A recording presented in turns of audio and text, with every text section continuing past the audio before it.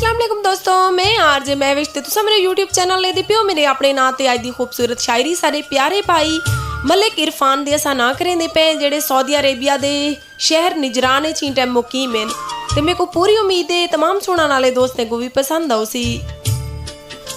ये डोड़ा तुआडे ना इरफान भाई तवज्जो करे सो। तू सुख दा सुम सारी फिक्र ना कर असा रात जगारे भोग वेसू।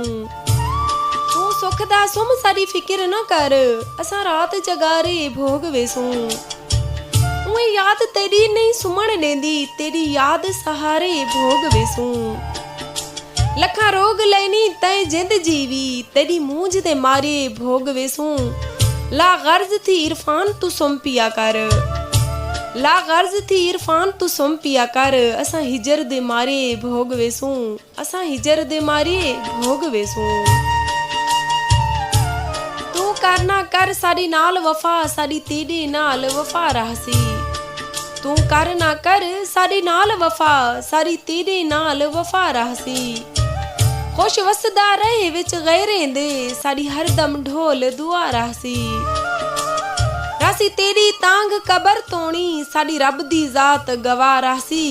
मता समझे दिल पर भुल वेसू साडे दिल विच प्यार सदा रहसी, साडे दिल विच प्यार सदा रहसी।